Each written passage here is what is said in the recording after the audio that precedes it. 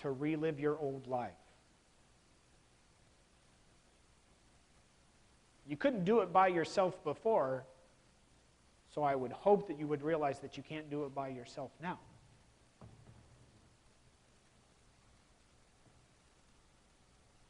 I want to do what is right, but I don't do it.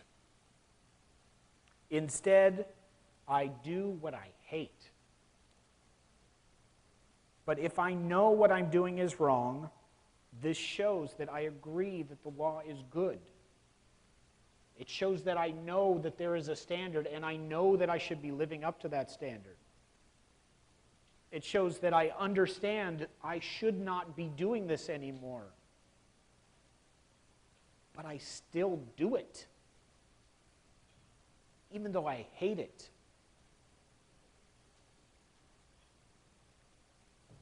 How do I overcome that? How do I move past that thing that draws me? How do I get past that moment of, I really want to stay up till 6 a.m. and play those games? Really want to watch TV, even if it's a rerun, just because I can watch TV. I really want to eat that large pepperoni pizza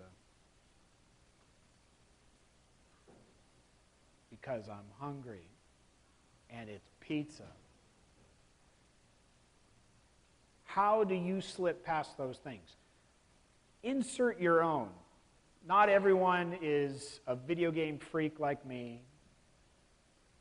I would hope that you would be more sensible with pizza, but it kind of goes along with the video game thing, right?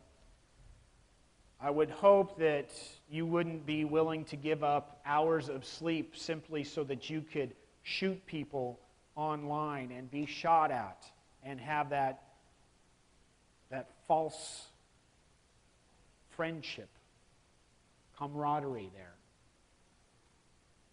You all have your own things that make you you. You also have things that made you you before you knew who Christ was and before you died to those things. And I know that you struggle with those things. I know that there are some times that you just, it won't hurt for me to just do this again once, even though you know what the standard is, even though you are now culpable for it. There's no more plausible deniability. You know what is right. You recognize that it's right. You know that it is good. But the sin takes over. And you make those decisions and you do those things. It happens to all of us. And there's one and only one surefire way to fix that.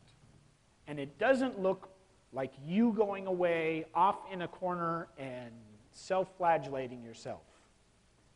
It doesn't look like you punishing yourself. It doesn't look like not communicating with anybody. It doesn't look like extricating yourself from the situation. You wouldn't be in the situation if you could get yourself out of the situation. So how do you think that you can do that in and of yourself? We understand what the law is, but we cannot fulfill the law. Only one human has ever fulfilled the law completely. We have the opportunity, because we have died with him, to live with him.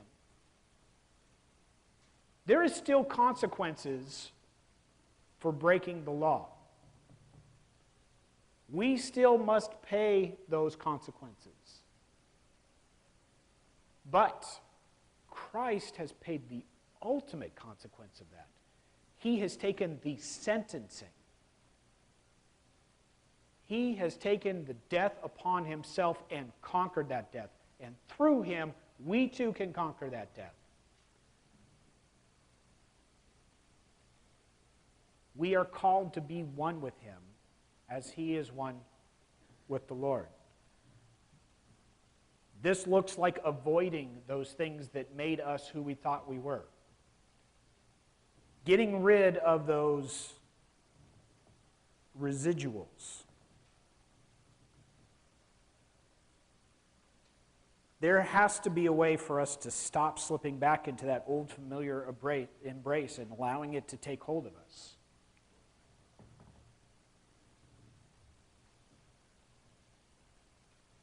God has given us his Holy Spirit that indwells within us. God has given us community to come around us and to help hold us accountable. So I have two questions for you. This calls for some vulnerability, but I would hope by now that you would trust the community that you're in to hold that near and dear to their hearts. What area of your life do you find yourself slipping into the old habits of your former self? You cannot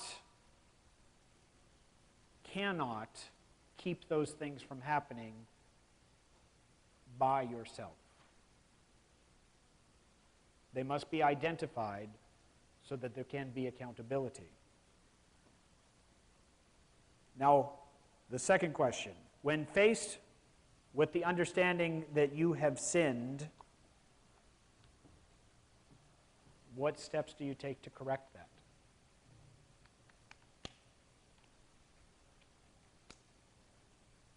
These are the things that I would like you to discuss. Of course, you may have other things on your mind, and that is fine. Please take this opportunity to go ahead and do that.